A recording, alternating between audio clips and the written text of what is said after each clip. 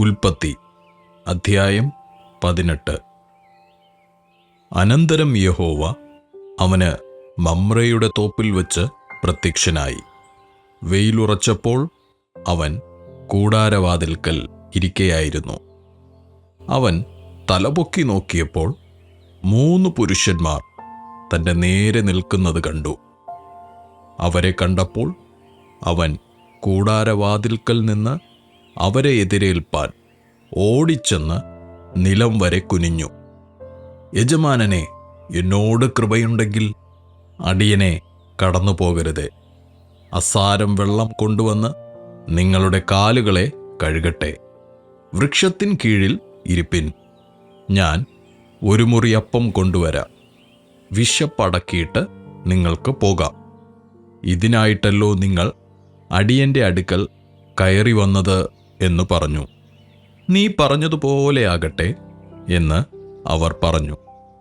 Abraham ബദ്ധപ്പെട്ട് കൂടാരത്തിൽ സാറായുടെ അടുക്കൽ ചെന്നു. നീ ക്ഷണത്തിൽ 3 ഇടങ്ങഴി മാവെടുത്ത് കുഴച്ച് അപ്പമുണ്ടാക്കുക എന്ന് പറഞ്ഞു. അബ്രഹാം പശുക്കൂട്ടത്തിൽ ഓടിച്ചെന്ന് ഇളയതും നല്ലതുമായൊരു കാളക്കുട്ടിയെ പിടിച്ച് ഒരു ബാല്യക്കാരൻ്റെ പക്കൽ കൊടുത്തു. അവൻ അതിനെ ക്ഷണത്തിൽ പാകം ചെയ്തു.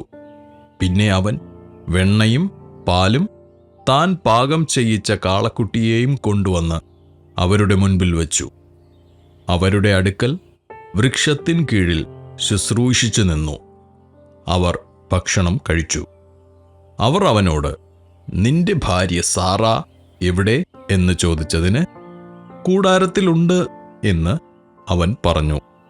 1 ആണ്ട് കഴിഞ്ഞിട്ട് ഞാൻ നിന്റെ അടുക്കൽ മടങ്ങിവരും. അപ്പോൾ നിന്റെ ഭാര്യ സാറായിക്ക് ഒരു മകനുണ്ടാകും എന്ന് അവൻ പറഞ്ഞു.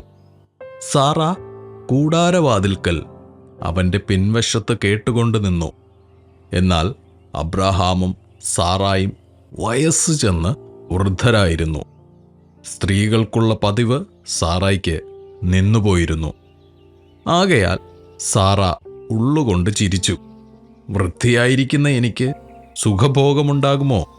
എൻ്റെ ഭർത്താവും വൃദ്ധനായിരിക്കുന്നു എന്ന് പറഞ്ഞു.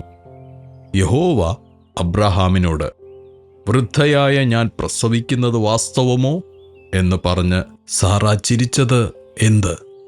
യഹോവയാൽ കഴിയാത്ത കാര്യമുണ്ടോ? 1 ആണ്ട് കഴിഞ്ഞിട്ട് ഈ സമയമാകുമ്പോൾ ഞാൻ നിന്റെ അടുക്കൽ മടങ്ങിവരും. സാറായിക്ക് ഒരു മകനുണ്ടാകും എന്ന് അരുളി ചെയ്തു. സാറ ഭയപ്പെട്ടു. ഇല്ല, ഞാൻ ചിരിച്ചില്ല എന്നു പറഞ്ഞു. അങ്ങനെയല്ല, നീ ചിരിച്ചു എന്ന് അവൻ അരുളി ചെയ്തു. ആ പുരുഷന്മാർ അവിടെ നിന്ന് പുറപ്പെട്ട് സൊദോം വഴിക്ക് തിരിഞ്ഞു. അബ്രഹാം അവരെ യാത്ര അയപ്പാൻ അവരോട് കൂടെ പോയി. അപ്പോൾ യഹോവ അരുളി ചെയ്തത്, ഞാൻ ചെയ്യുവാനിരിക്കുന്നത് അബ്രഹാമിനോട് മറച്ചുവെക്കുമോ? അബ്രഹാം വലിയതും ബലമുള്ളതുമായ ജാതിയായി തീരുകയും അവനിൽ ഭൂമിയിലെ ജാതികളൊക്കെയും അനുഗ്രഹിക്കപ്പെടുകയും ചെയ്യുമല്ലോ. യഹോവ അബ്രഹാമിനെക്കുറിച്ച് അരുളി ചെയ്തത് അവന് നിവർത്തിച്ചു കൊടുപ്പാൻ തക്കവണ്ണം അബ്രഹാം തൻ്റെ മക്കളോടും തനിക്ക് പിൻപുള്ള കുടുംബത്തോടും നീതിയും ന്യായവും പ്രവർത്തിച്ചുകൊണ്ട് യഹോവയുടെ വഴിയിൽ നടപ്പാൻ കൽപ്പിക്കേണ്ടതിന് ഞാൻ അവനെ തിരഞ്ഞെടുത്തിരിക്കുന്നു. പിന്നെ യഹോവ സൊദോമിൻ്റെയും ഗൊമോറയുടെയും നിലവിളി വലിയതും അവരുടെ പാപം അതികഠിനവുമാകുന്നു. ഞാൻ ചെന്ന് എൻ്റെ അടുക്കൽ വന്നെത്തിയ നിലവിളി പോലെ അവർ കേവലം പ്രവർത്തിച്ചിട്ടുണ്ടോ ഇല്ലയോ എന്ന് നോക്കി അറിയും എന്ന് അരുളി ചെയ്തു. അങ്ങനെ ആ പുരുഷന്മാർ അവിടെ നിന്ന് തിരിഞ്ഞ് സൊദോമിലേക്ക് പോയി. അബ്രഹാമോ യഹോവയുടെ സന്നിധിയിൽ തന്നെ നിന്നു. അബ്രഹാം അടുത്തു ചെന്ന് പറഞ്ഞത്, ദുഷ്ടനോടുകൂടെ നീതിമാനെയും നീ സംഹരിക്കുമോ? പക്ഷേ ആ പട്ടണത്തിൽ 50 നീതിമാന്മാർ ഉണ്ടെങ്കിൽ നീ അതിനെ സംഹരിക്കുമോ? അതിലെ 50 നീതിമാന്മാർ നിമിത്തം ആ സ്ഥലത്തോട് ക്ഷമിക്കയില്ലയോ? ഇങ്ങനെ നീ ഒരു നാളും ചെയ്യുന്നതല്ലല്ലോ. നീതിമാൻ ദുഷ്ടനെപ്പോലെ ആകത്തക്കവണ്ണം ദുഷ്ടനോടുകൂടെ നീതിമാനെ നീ ഒരു നാളും കൊല്ലുകയില്ല. സർവഭൂമിക്കും ന്യായാധിപതിയായവൻ നീതി പ്രവർത്തിക്കാതിരിക്കുമോ? അതിന് യഹോവ, ഞാൻ സൊദോമിൽ പട്ടണത്തിനകത്ത് 50 നീതിമാന്മാരെ കാണുന്നുവെങ്കിൽ അവരുടെ നിമിത്തം ആ സ്ഥലത്തോടൊക്കെയും ക്ഷമിക്കും എന്ന് അരുളി ചെയ്തു. പൊടിയും വെണ്ണീറുമായ ഞാൻ കർത്താവിനോട് സംസാരിപ്പാൻ തുനിഞ്ഞുവല്ലോ. 50 നീതിമാന്മാരിൽ പക്ഷേ 5 പേർ കുറഞ്ഞു പോയെങ്കിലോ? 5 പേർ കുറഞ്ഞതുകൊണ്ട് നീ ആ പട്ടണം മുഴുവനും നശിപ്പിക്കുമോ എന്ന് അബ്രഹാം പറഞ്ഞതിന്, 45 പേരെ ഞാൻ അവിടെ കണ്ടാൽ അതിനെ നശിപ്പിക്കയില്ല എന്ന് അവൻ അരുളി ചെയ്തു. അവൻ പിന്നെയും അവനോട് സംസാരിച്ചു.